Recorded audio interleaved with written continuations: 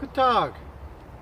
Welcome to our sixth vlog in our series, and we hope to hear from you. Comments, don't forget the subscription bell there, and we love to hear your comments. We'll try and read as many of them out as we can, but we have got quite a few. But rest assured, we do read all of them. Oh yes. And the more the merrier.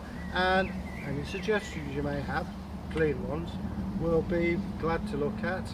And well, without too much more ado, you have Braggy. Yes, we do write down your suggestions in the book, and then slowly we'll cross them out and cover them all. So, and we'll read out some of the comments at the end of this vlog, the weekly Viking vlog, episode 6. So, I bet you never thought you'd get, and I don't say it's every week, you're up to episode 6 of the vlog series. Yeah, I knew. I thought I didn't even know what a vlog was. You can put it on your CV now, vlogger. Yeah. So, that's the intro. I'm of course Braggy, your host, as always, and you know what I do. So, what have you been up to in the last week, channel-wise, Eggle? Not a lot. I've learnt a couple of stories that we've done today. Yeah, we'll talk about them shortly. Yeah. Had toothache. You had toothache? Yeah. 2:30? Yeah, it did hurt, you know. But apart from that, life's okay. Yeah. It just makes you think how they would have dealt with dentistry back in the Dark Ages. You know, and that's another subject we can talk about. I do know about how they dealt with dentistry and tooth problems in the medieval later periods. I mean, it was pretty brutal getting a hot wire rod and shove it down your tooth. Yeah, yeah. So black tooth that is. Looks like a bit of licorice. We could call it Eggle black tooth instead of blue tooth. Of course, you know, Bluetooth. You know, that's amazing how that gets that name, Bluetooth. Because he had a blue tooth. Yeah. So, yeah. So that's what you've been up to. You've been learning some more folk tales. Yeah. Now, one of the things we're going to be trying in the very future, if not probably next week we'll record it, is that we're going to tell a folk tale together. And this is a folk tale that I've already told. It's going to be the classic children's folk tale from Norway, the Three Billy Goats Gruff, and Eggle will be playing the part of the troll, and I'll be doing the narration of the background. So I've printed that out for him today. Before we go and I take him back home, we'll look some more folk tales for you. Yeah, should be so fun. It'd be nice to get you to tell some Danish folk tales. I'm sure Chiita would love that, being of Danish origin. A few more sagas as well. Yes, we are working on that, and I'm soon going to tell you one of my first stories from the sagas. So watch out for that. It's one that's already been told by Neil, and we'll talk about Neil later. So, what have I been up to? You may be wondering, Eggle. All right, what have you been up to? I may be asking. Well, the other night I cut out some patterns. I got this very old grey blanket. It used to be a Confederate blanket, but I've been wanting to cut this up. So I cut that up. I made some leg bindings, well, the blanks for it. Yeah.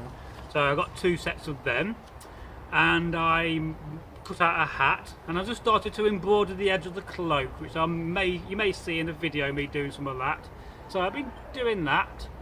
Of course, I'm always answering comments. I'm always editing videos, so I do a lot of that background work. And I've also cut up some more fabric. I may have it in here. So here's another hat I'm working on. It's a bit like this hat, Frisian cap. but and this is this basically shows you about reenactment. This used to be a pair of trousers, and if you can guess what pair of trousers these used to be, you may know, being the colour. Please leave it in a comment. And I've actually took these trousers, which were very, very big and quite big on you, out of a skip, believe it or not. So this fundamentally is a hat from a skip. So if you could tell me what these used to be, that would be great. You can tell from the colour, that's all I'm saying, and they're not from this era, and I'm going to say that up soon. So there's that. And I've got quite a few hats in here, look. Do you want me to give him a clue? You can give them a clue. Hurrah for the Union, hurrah boys, hurrah. And we'll rally round the flag, boys, we'll rally once again, shouting the battle cry of freedom. Sorry, you stopped me now singing. Anyway. Yeah. That gives you a clue as to the period. Yeah, so there's that. So I've been cutting out some hats. I think I've got 8 hats to sew up for the next few weeks. 8 hats and 1 hat. And as soon as I get some spare wool, I've got some red hats to make. Yeah, I'm going to make some red hats. So I've got quite a lot of red wool, but I can't find it. I've got like 10 metres of it. I've got some red wool at home, but it's a bit red, if you know what I mean. Yeah, well, you know, you could always pass it on. I'll make things out of it for you. I'm happy to do that. I'm always happy to give my time to my friends and make them stuff. So that's what I've been doing. I've been learning some more folk tales, and I will be recording some more in the next week, including 2 of the boot stories, which I've been promising to tell and to get out of the way. So I'm glad about that. And finally, I'll tell the 4th one, Boots and the Trolls. So there's that. So, what folk tales have you told today, recorded?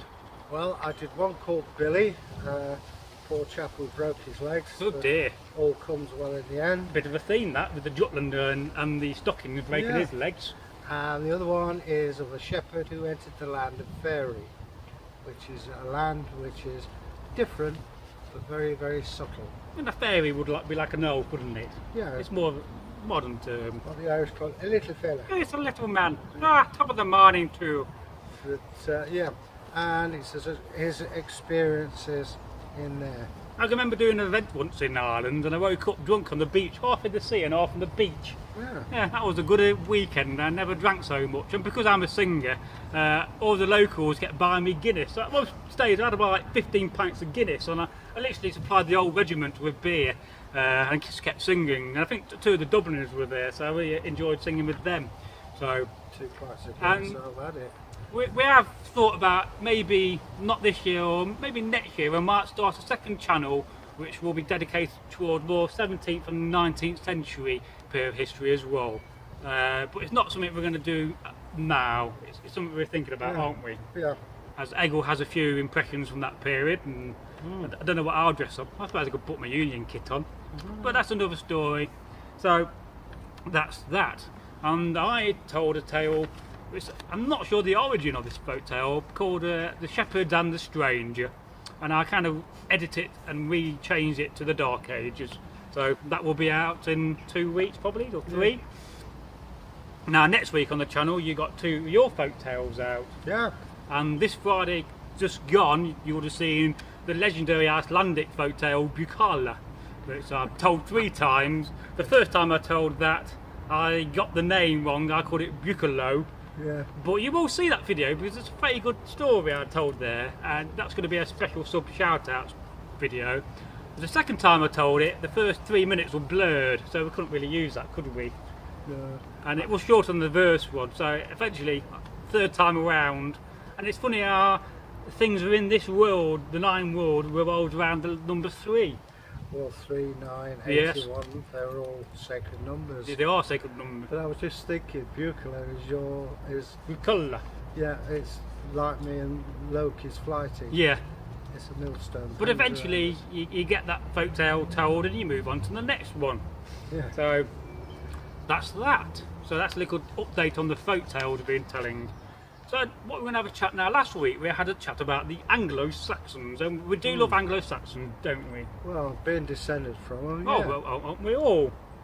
I'm pretty sure I am at some point. I'm bound to be a Saxon in my family. It's whoever ran through the village, isn't it? So what do you want to talk about? I'll leave this to you. Right, what do you want to know? Oh, let them know. We know why did the Angles come and raid and Well, settle? They had been raiding along the south coast of England. The Romans, when they were here, built a series of forts known as the Saxon Shore. Yes. Also, what people seem to forget, a lot of the Roman army, especially up at Hadrian's Wall, come from Germanic tribes. With there being trouble with the Huns, which were a different tribe, Oh yes. attacking these, they brought the wife, the children, of course Aunt Winnie and everybody else, over to be safe. Now, when the legions left, they left a very wealthy society. They had no army to protect them. They were very sort of unprotected in every sort of way, and they had no idea that the Saxons would attack, and it was easy meat, let's face it, you know. Of course so, yes. When you consider that out where they lived, the winters were long and harsh and the summers were really hot. Here we've got a nice temperate climate, and also you've probably got relatives over here, and a load of, Uncle Bob. yeah, a Romano British people who have no idea about fighting. All they know is to run and scream help, help, help. You're obviously going to attack. It's a land that was very rich in silver and ripe for the picking. What does the Americans say? Low-hanging fruit. Oh yes. So you got that settled. We have noticed that in early graves, all, both men and women, are buried with a spear. And we think that this means they were originals, a bit like the Pilgrim Fathers, you know, the first settlers. Yes. And it's a sign of their homeland that they were buried with a spear, even the women. That's interesting. We have seen cases where they're buried with a bucket, Oh yeah, like this. very similar to that. And it was on time team, but what they didn't realise is the bucket probably held apples. And if you think of the goddess Iduna, who holds the golden apples that gives eternal life to the gods, makes sense. We lost something. There were wire again, don't matter, I'll look for it in a minute. That wire has been more than a little bit of a nuisance. Yes. So anyway, the reign of the Saxons began. They booted the native English, who became the Welsh, and the Welsh moved the Irish out, the Irish moved the Scots out. Basically, it's known in history as the Celtic Shuffle.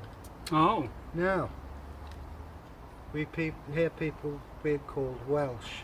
Oh yes. This is a derogatory term by the Saxons, meaning short, squat, dark stranger. Well, I've had some comments about that. Yeah, and it's not a very nice term they used, but hey, it stuck. They took the word and owned it for themselves, which is good for them. So anyway, that's basically the Saxons. They came, they saw and took over. The Angles and the Saxons as well, of course. Well, yeah, they came over even to where we are, at what used to be Deventio, and became Northworthy. Then under the Vikings became Bede, which became Derby. Found it. Found his wire at long arms.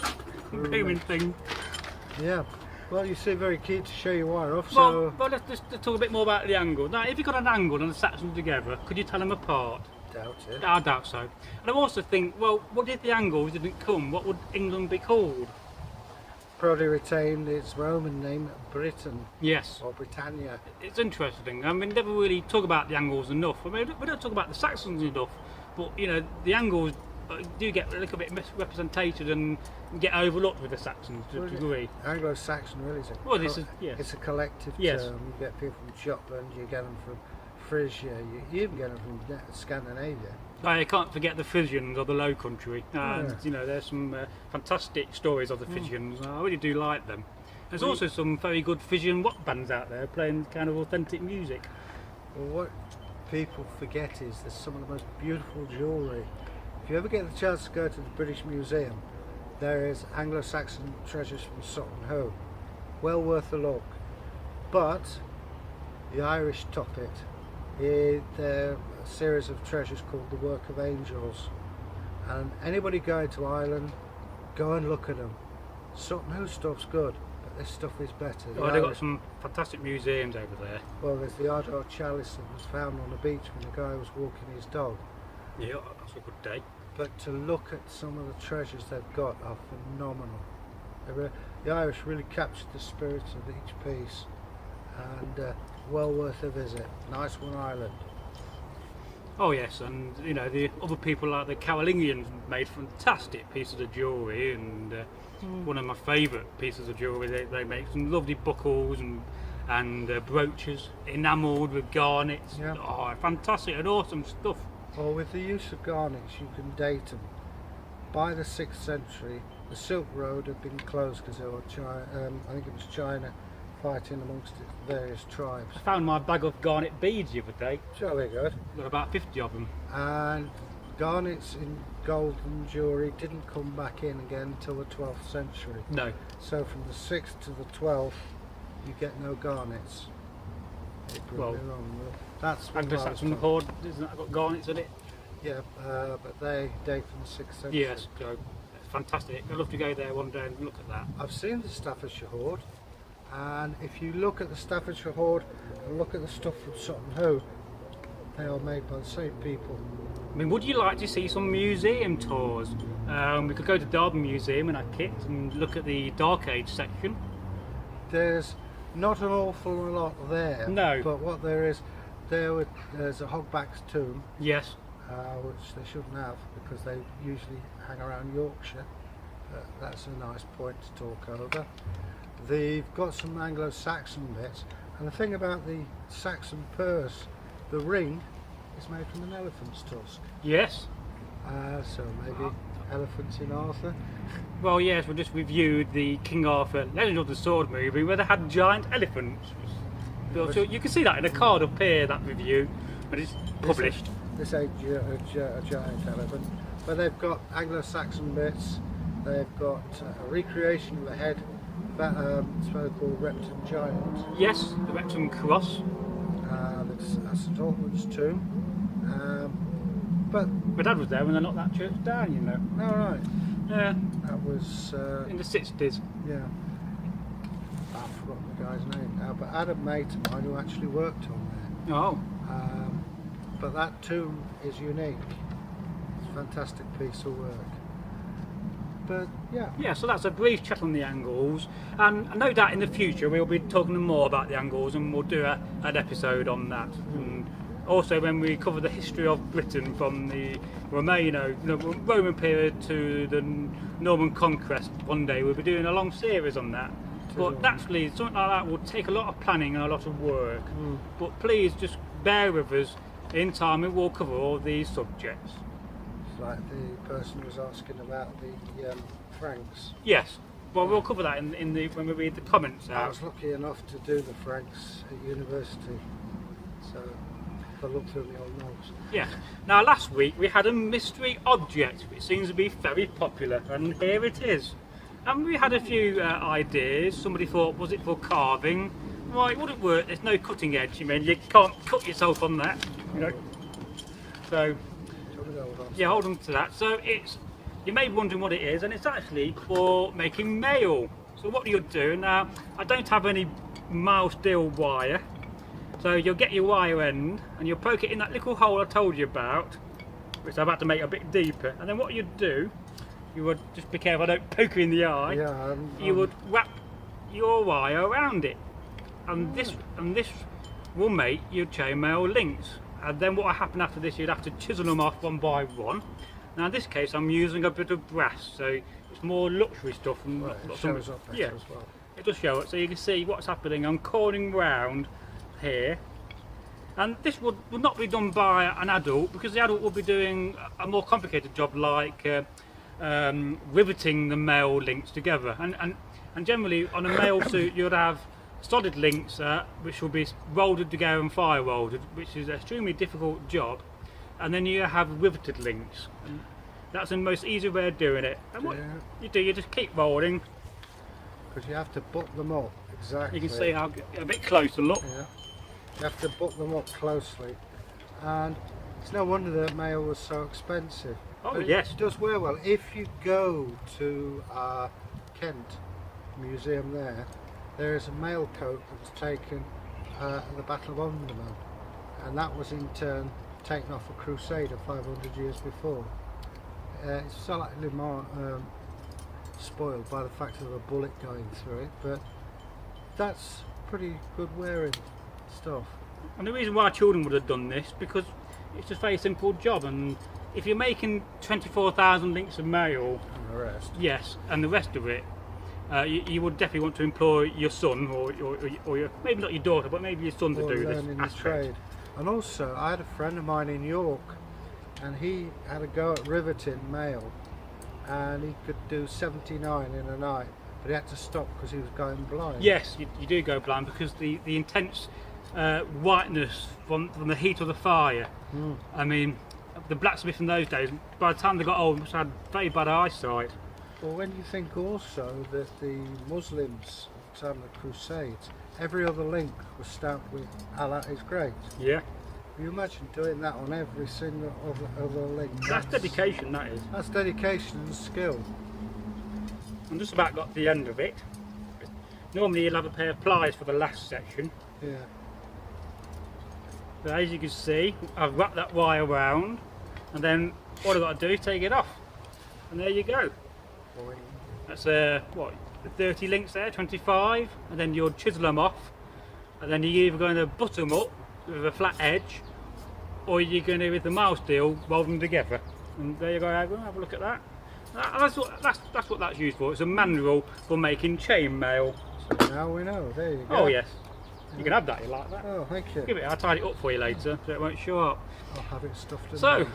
that is the mystery object, and thank you for all those that guessed. And if you'd like to see some more mystery objects, then please leave it in a comment, and I'll have a look, see what else I can find.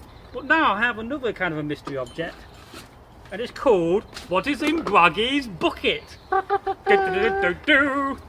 Do you want to make some noise? I won't show you. I'm just going to make some noises with it. What do you think's in the bucket? Ooh, it's sticky. It's not sticky. Oh, there's a big screw in there. Look. Alright. How did that get in there? I don't know, actually. Hey, I got a screw loose. Burp, burp.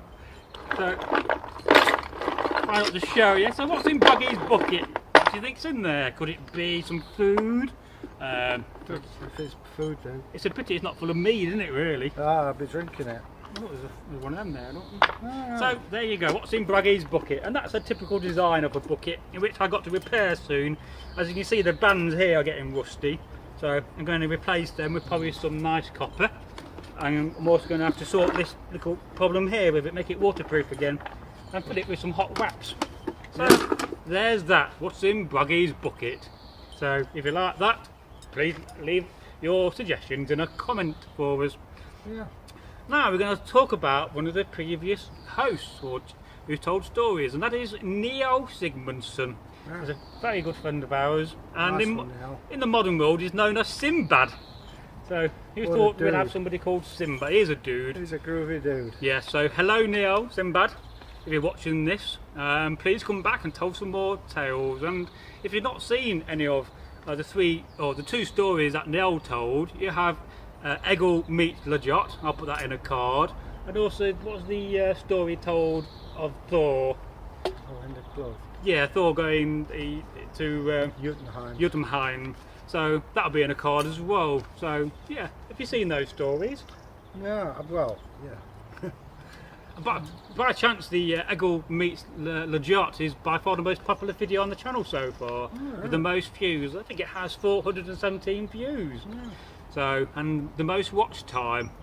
So it'd be great to see him back on the channel. Yeah, it'd be nice to see you again, Sinbad. Yeah. Stay groovy. Oh yes, so there's a quick chat about Neil Sigmundson. You can't miss him, he's got a big white beard and a bald head.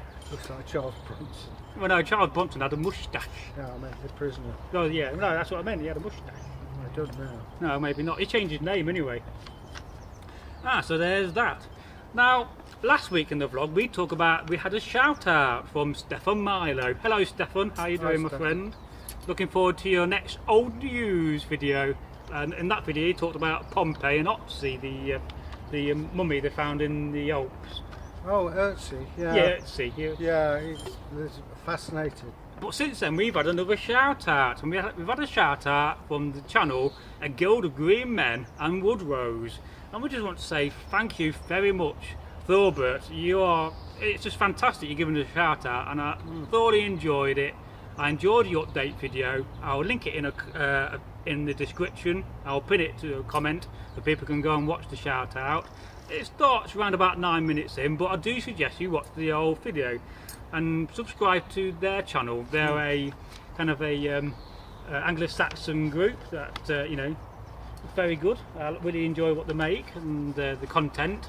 He's the chap I saw. Yes, you're the chap you saw. What do you think of that? I'm very much in favour of it. As your viewers may know, we are pagans. Oh yes, I am of the Odinic faith. I'm a shaman as well. And I do rune casting. I make runes. But the guys from across the water there, you keep it up. The Vikings were great travellers, and the Americans are a great people. Oh yes, they're a heathen group from Richmond, Yeah. and also in Tasmania, Australia. Let's have a one-to-one chat with each other. Yes, You know, we I've have got- mentioned about doing a collab in the future, so watch out for that. And we start live streaming, and if we're lucky, I may have do a live stream today. Test it. All you guys out there, may the gods bless you. Yes, Wazel, good health to all your followers, and we definitely got your back, you could say. Sure thing. Oh yeah, so Shield that's brothers. yeah, we are shield brothers. definitely, and that made my day, that did. Yeah. Now, if you follow some of the bigger channels like Scalagrim, it'd be fantastic if you can get us a shout out for one of them, because a shout out from a channel with 30 or 50,000 subs would completely revolutionise this channel and really help us with our subs. So please, if you know these channels, some of the bigger history channels, please ask them to do a shout out for us. You know, I don't like asking for shout outs, but something like that, and you know, I think the content we make really deserves a shout out from a big sub. Yeah. And the biggest shout out we've had so far was from Leonard Old English, when we first started. So you know, we do appreciate the shout outs, and if you can get Scalagrim or School of Gladiatoria, as it's called, to give us a shout out, or Thane Thrand has watched this content now and again. The other day I watched a video of somebody beating up a Copygate helmet, and really the Copygate helmet wanted beaten up because it was such a poor copy. You've got to show them the one you have. Well, one day I'll show you my copy of the Copygate helmet, and no, brilliant. I'm not going to beat it up. No, I've seen the original, and when you see the original, this guy's copy is phenomenal. Yes, you will see that one day. So we are now onto the section where we read the comments from the last 7 days from our lovely and fantastic subscribers. So, do you want to start off? Well, I've got one from Theomir. Great story, Braggy. That's a nice jacket you have on there. Bracket, or whatever the name is, close brackets. That was the Magyar jacket. It's a Rush Viking like jacket. Jimi Hendrix. Yeah, we do generally call it the Jimi Hendrix jacket. And in fact, I got quite a bit of sewing to do on that. I mean, that's nearly 25 years old or more. Yeah, I remember. And it used to belong to a legendary Derby member of the Derby Viking group called Whiff. Ah, it's Whiff's, was it? It was Whiff, and then it was Tirkir bought it from Whiff, and then I bought it from Tirkir. So it's funny how a kit goes around like that. So that's what that jacket is. This used to belong to another member of Derby group. Oh yeah, I don't know like it is second hand. Right. Tecto Sagas, me Yes. again with the technical stuff. The word stocking originally referred to the method of knitting, which is alternate rows of plain pearl stitch. You can have a stocking cravat, and in my childhood woolen beanies were called stocking caps. Hose are generally separate trouser legs tied at the waistband. Ötzi the Iceman was wearing leather ones, for example, or attached to a doublet in later periods. Hose came from the Saxon and Old Norse hosa, simply means leg covering. So one's hose may be stocking or leather or whatever. Modern stockings are again so called because of the original knit. Well, thanks for that. That's Good stuff. yeah. I was looking up stockings the other day, Lucky you. I'm as blind as a bat without my glasses. So. and that came from the story The Jutlander and his stockings. I'll list that in a card for you, and that's a very amusing story about a man who gets his legs run over, and it does remind me of Father Ted and Father Jack. Is that right? Well, these are my legs. Drink. Now we've got a comment from Edward the Confessor, not the original, I think. Now he's a new sub to the channel, so welcome, Edward the Confessor. Yo. You're very welcome on this channel. Okay, it says magnificent tale. I very much like this channel and will be tuning into the next episode. This one. Yeah, thank you for making this content. Good job and never give up. Oh, I don't intend giving up. I don't know. No, I don't intend giving up. I don't believe in giving up. No. It's not in my list of words. But it's really nice to hear that people appreciate what we're doing. Yes. We're making hay at the moment with the weather, but I'm sure later on you'll see us up to our knees in snow. But there You never know, that would be quite cool. We could tell some more Christmas tales. I have now a comment from Magpie5678. Hello, Magpie. Hiya. In regards to the Dane axe against printer video, I urge you 100% to make that. I think a lot of people who want to see a printer get absolutely demolished by the might of a Dane axe. And you know what, Magpie, you're right. I had a troublesome video player that wouldn't play ball. I remember demolishing it in my front room with my axe. What the neighbours thought, I have no idea. There were several oaths to various deities. And I was walking on plastic for about a fortnight afterwards. But you know, wow, it was something else. I really enjoyed doing it. Yes, and no printers will be harmed in the making of that video, and it will be a meme, but it's got to think somehow how to put it together. Smash it. And I'm going to take my revenge, but I really hate printers. You might have heard that in the last 2 vlogs. I have heard the rumour. Yes, printers are evil. And now from Cheetah. Cheetah. Cheetah. Hello. Good dag. Hi. Will there be a Sax versus Lang-Sax video coming out in the future? Well, I think that might be on the cards. Yes, it will be on the cards. Should be fun to watch that, as well as fun to do. Haven't had a fight in a long time. No. Looking forward to that. Lang-Sax versus Lang-Sax, of course. Well, Yeah. the problem I have is which Lang-Sax do I use and which scram? Yeah. I have a few of them. Another one from Cheetah was loved the intro where you came from the bush. It was very unique and well thought. Well, we'd do that again today, didn't we? Yeah, we did one a bit like Variation. that today. I didn't really think about planning that way. It's just the way it came out, and I'm very sorry for looking very pale in that video. At the time, I didn't quite understand the tone settings on the skin. So no, I'm not that pale in normal life. I do get outside.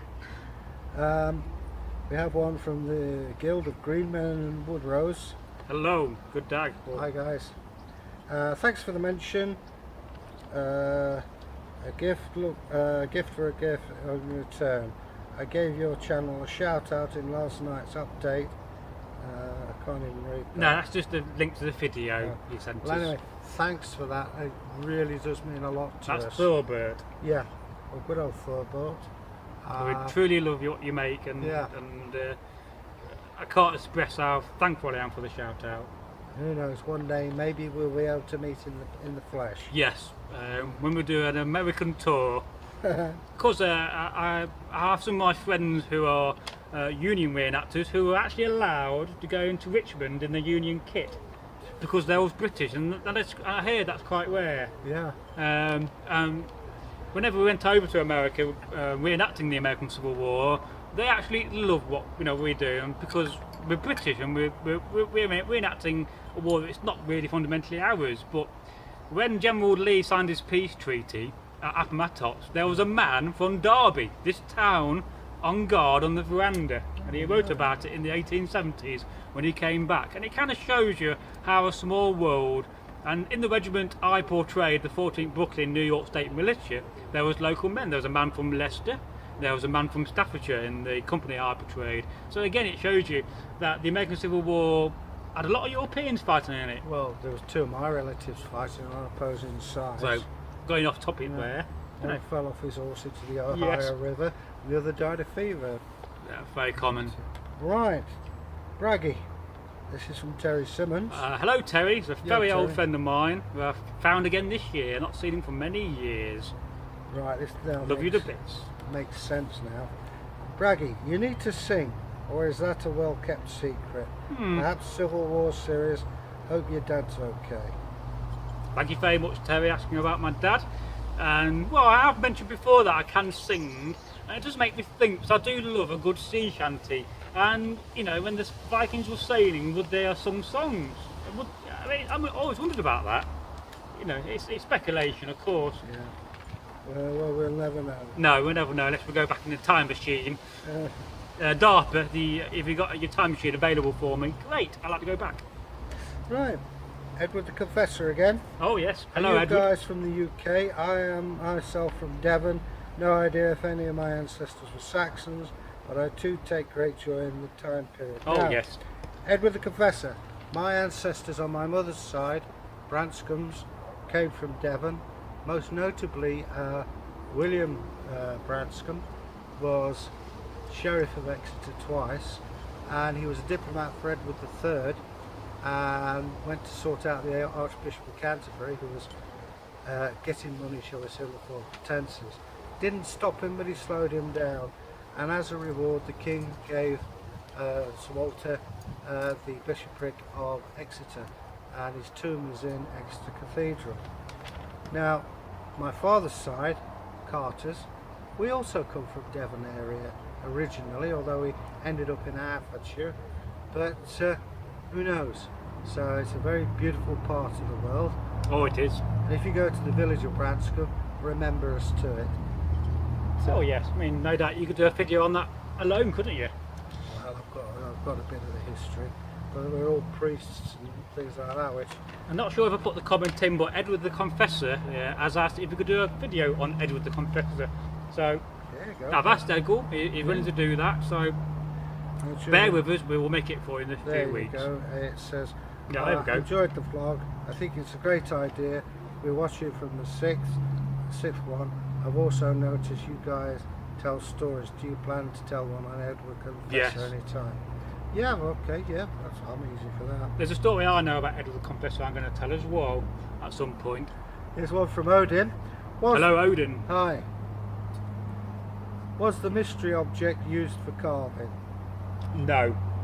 There you go, that's your answer. Of course, if you watched it earlier, you would have found out what it's for. No. Okay, now another comment from Odin, and it's, I heard you guys were releasing a Land-Sax and Seax video, and possibly testing combat video as well.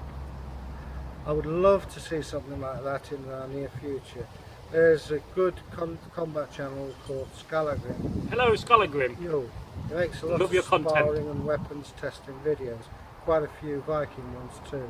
There's even one where he tested the effectiveness of a Coppergate helmet, which I think you were talking Yes, about. I have. I watched that the other day. And it can actually withstand many types of weapons. Very interesting. Not a big hammer though.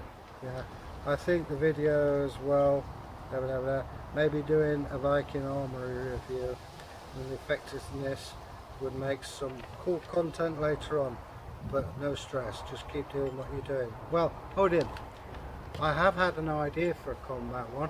If my mate is willing, we could do somebody who has never done combat, Yes. train them in the art of the weapons so that they are able then to go in a reenactment battle and hold their own. And I think that would be good fun. It'd also get the cobwebs out of us, Yes, but I've got to ask the guy whether he's willing to do that. that would be great. Yeah, I think he will be. Yes, I'm sure he will be, and yeah, we're going to do some combat videos. Yeah, I haven't had a fight for a while, and do you know what? It's one of the best things out when you, Yeah. so long as you're trained. We both used to be training officers in various societies, and I've also held rank and many positions in later periods, so we're good at that. Here's one from Theomir. Hi Theomir. Hello, Theomir. It would be great if you did a video on Viking food. Obviously not cooking it unless you wanted to, of course, but it's running through some common Viking food if any is known. Well, yeah, it's a pity my friend Lynn Yes. is unable Hello, to Lynn. do it. Hi Lynn, hope things improve for you. The old Derby group leader who sorted me out when I first started this period of Viking reenacting with a lot of nice kit. Thank you. One of the main things that we still see today that was common fare in the Viking world is what today is called hacky. Yes. Dried cod, salt dried, and that means you keep it, it preserves it. When you want it, you soak it overnight, and the fish is then eatable. Now, you imagine that with some wild garlic, put the wild garlic soaking in the water overnight, you've got a nice garlic sauce. Keep away vampires. Yeah, well, he's very Saxon. There's a steak for that. But also they used to eat breads, not necessarily the breads that we know. No. There is a loaf that's been found that has 29 different seeds in. Wow. And if we did it today, the police would be asking some very embarrassing questions. Indeed. But that was basically, you used what you could. There was what's the old wheat, spelt. Yeah, spelt, which is an ancient type of wheat. There was rye, oats, and peas. You know, peas crushed up to make a flour. Basically anything they could lay their hands on. Now, somewhere I do have a large collection of recipes from the Dark Ages. Ooh, that'd be good. I do have a kettle. I don't have a firebox at the moment. I've got a 19th century one, which in theory we could use. Yeah, But yeah, we could do cooking in the future, probably. I'll tell you what I like. I always like the Viking ginger cake. Yeah, That's spectacularly nice, that was. well, But I don't like broth or stew that much because I don't like veg. well, also the haggis was a Viking edition, and I love haggis. I haven't had one in I like a bit of ages. black pudding for your Oh yeah, fried breakfast. woof woof. Woof woof, baby.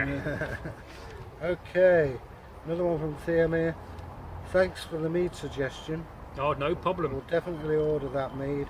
I was going to buy the Morrison's mead, but decided against it when I read the poor reviews online. It'll get you drunk. When I will get some. No horn though yet. Wassail. Now, mead. It's very much a personal thing. The Harvest Gold you get from Morrison's is a bit sweet, but hey, It's a bit winey. but if you haven't got anything else, I mean, I've got a bottle of that at home. Moniac is my favourite. Moniac is lovely. And I've said it before, drinking mead out of a horn tastes far better than any other vessel I've ever done. Drinking out of an ordinary glass is boring. Out of this, it adds another dimension. Or wood even. Now, there is a knack for drinking out of a horn. Is there? You can Oh. see them on the Bay of, can you just hold that a minute? I can hold You that see for them on you. the Bay of Tapestry doing that. If you drink like that, an airlock forms and then eventually breaks and you get covered in mead. Ah, That is one of the tricks the Vikings would play on people who didn't know any better. About What right, you do, joking. you drink from the side, and little sips. And this is where the yard of ale comes from. oh yes. Yep. I've had one then. Yeah.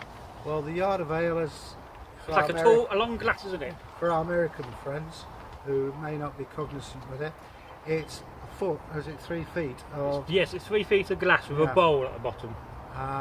you're supposed to be able to drink that in one gulp.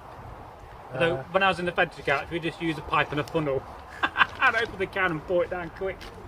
But that dates from the days of drinking horns.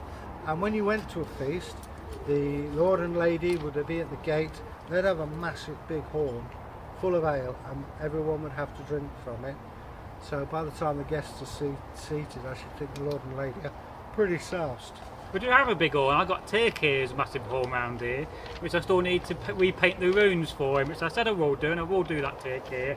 So, I've got to find the right golden coloured paint. Have you done me your comments then? No, here you are. No, I ain't finished them. Well, that was mine for a moment. I've got mine to read yet. There. Last one, Theomir. Sorry to hear about your father's instant braggy. Thank you I'm very much. glad to hear he's back at home. All the more reason to support this channel. You deserve your dreams to come true when you dedicate so much of your time to care for another person. That's great. Yeah, thank you very much for that comment. That's yet again that made my day. It's not easy looking after somebody with Alzheimer's. Tell me about My it. father's in his mid to late 80s, been around a long time, and done a lot in his life. So, hasn't he? Certainly has, yeah. I do feel for Braggy because I looked after my mother when in the later stages of Alzheimer's. It was not a nice job. And respect for you for that. It's another subject. It's a bit like slavery. It's a subject which we don't talk about, do we? Alzheimer's and dementia. Yeah. And you know, I mean, how if you got to a grand age in the Dark Ages and you got dementia, would you have been looked after better than today? I don't know. The family would have looked after you, Yes. I'm sure, but obviously they haven't got the drugs that we had. No, of course But not. then again, we don't necessarily have the drugs Well, they had. you could always give him some flour Garrett and put him off his tits for a few days.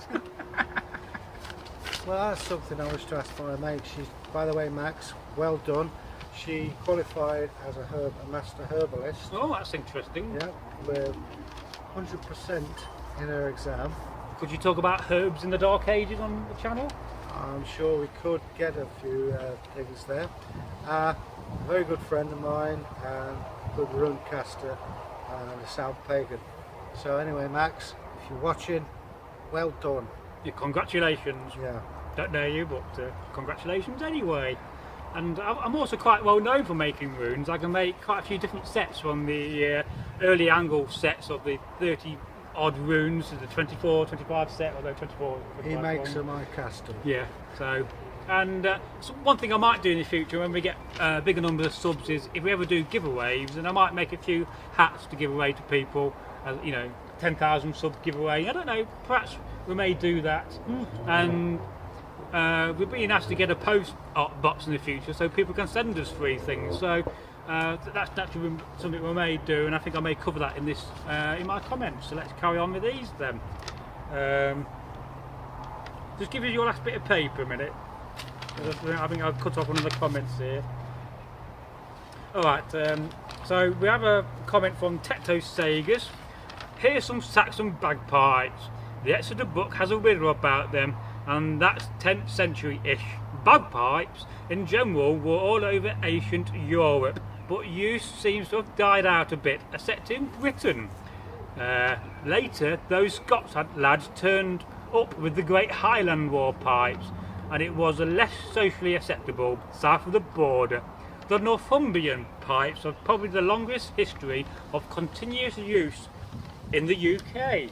Just had an idea. I have a copy of the Exeter riddle book. Do you? Now, what if we Yes. say a riddle Yes.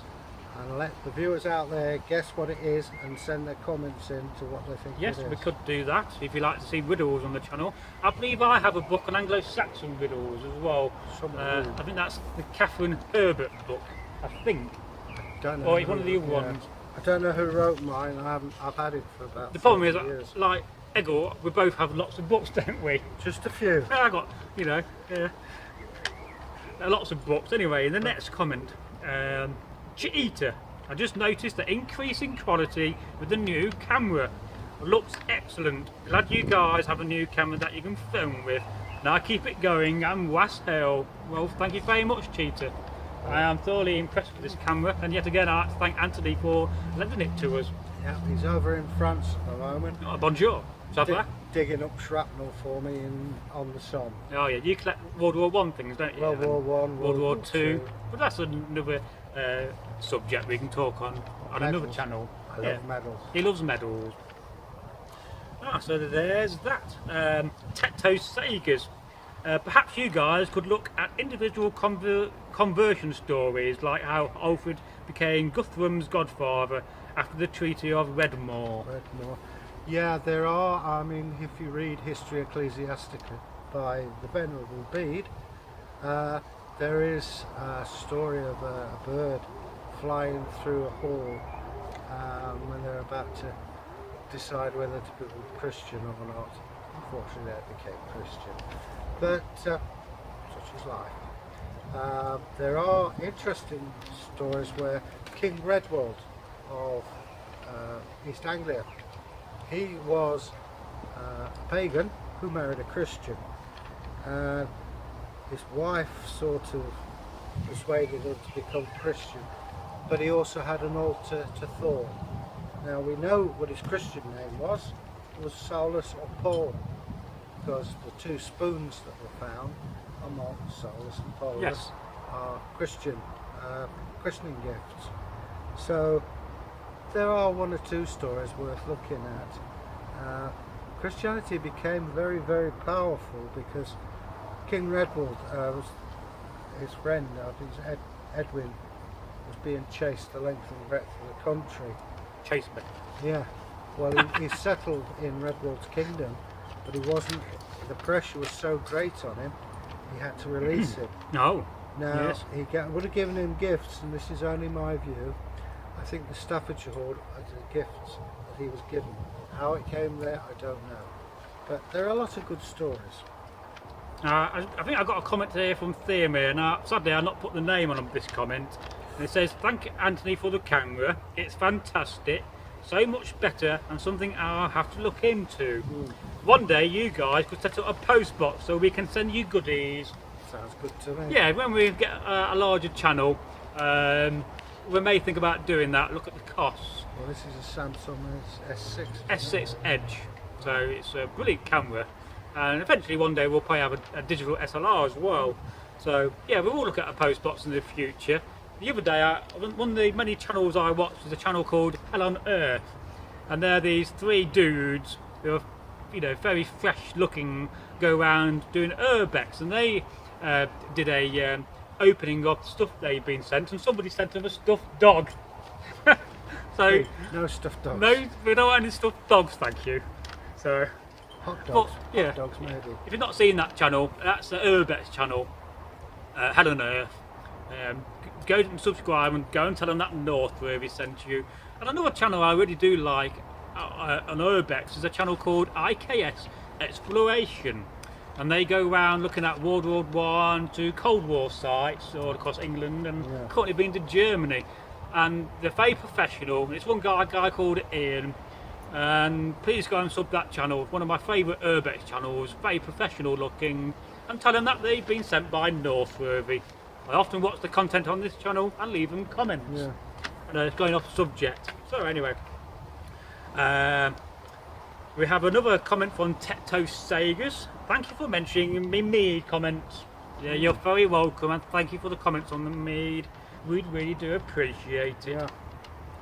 And we have another comment from Tetto Sagas. Glastonbury takes its name from Glaston, an old British word for road, and burr, of course. Yeah. All right. So, always a Tetto Sagas is a font of knowledge. I always appreciate your comments, thank you. Also, the Isle of Athelney used to be surrounded by water, but it also means Isle of Apples. Yes, So, of course, Time Team went there many years ago. Twice. yeah. Tetto Sagas again. The best soap for lightening dark hair is made from beech ash and goat fat. The high lye content does the bleaching. Anyone who's seen badly bleached modern hair will see the reddish effect. Ibn Fadlan only mentions dyed bears, but is assumed they dyed their hair too. Yeah, I think they would have used madder. It's an amazing thing. Madder's been around since God was a child. Oh yes. It's been fantastic.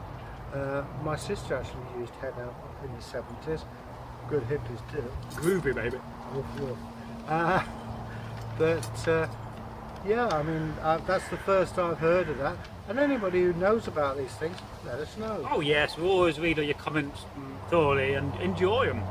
So we got a comment here from Magpie 5678. Hello Magpie. Hey. Oh, also I believe there was a small Celtic kingdom in modern France called Brittany that resisted the Franks until 920s.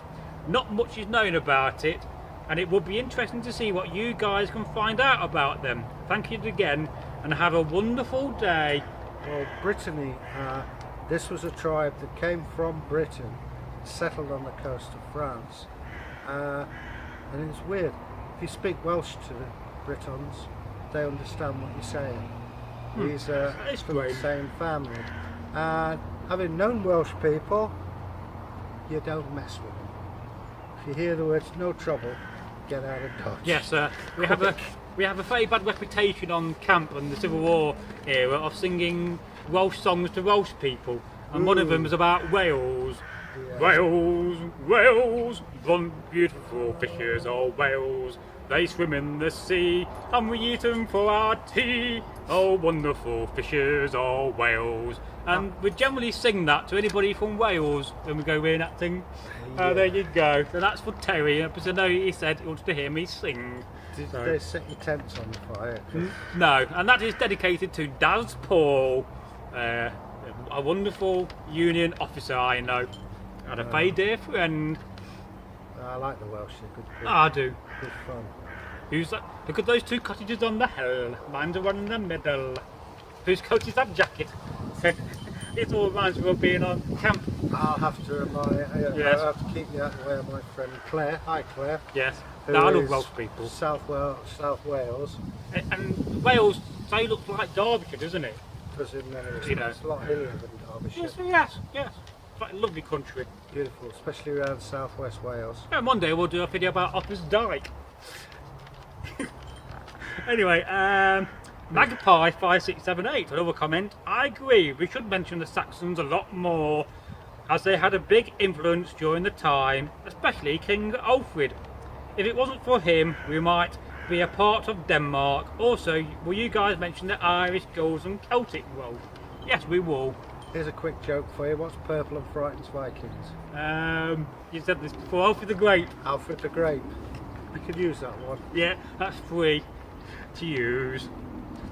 Magpie 5678 again. I appreciate you guys reading my comments and taking note of my ideas. Our deepest gratitude to Anthony for donating a good camera to these guys. God knows they deserve it. Yes, I agree with that. we do deserve. Anthony is a great guy. He's a great guy, and the previous camera was a wonderful camera for a first generation smartphone. It just was acceptable for the quality, but now we haven't much improved. Well, actually, he's the guy I was on about. Yes. Training to So fight. if you want to come and learn to fight Anthony, we will gladly train you and put you on camera. You may not be able to print his comments, but there you go. Yes, so comment from Cheetah.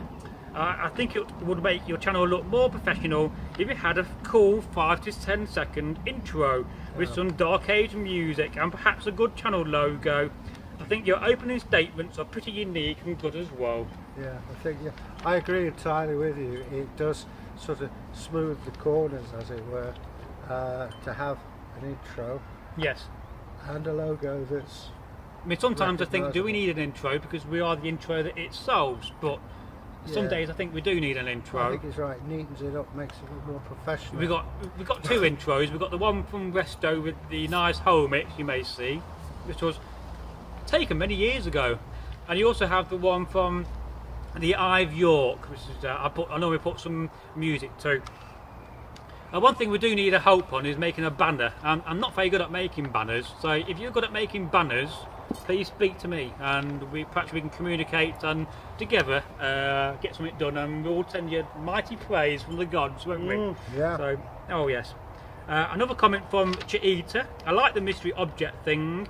I see a guess. Was it used as an outside activity for children where they had a wooden circle and they would hit it with a stick and make it go faster? Hoop.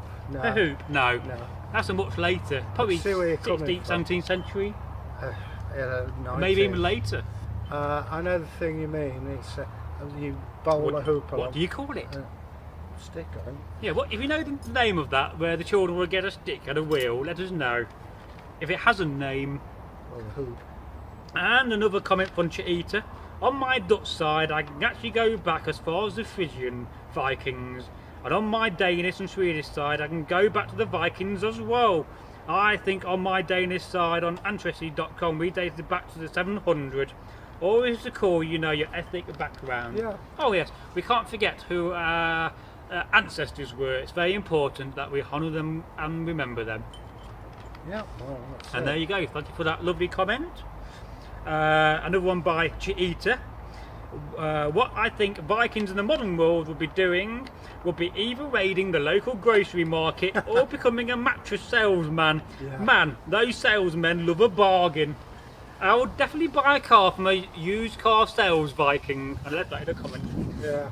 So, yeah, interesting.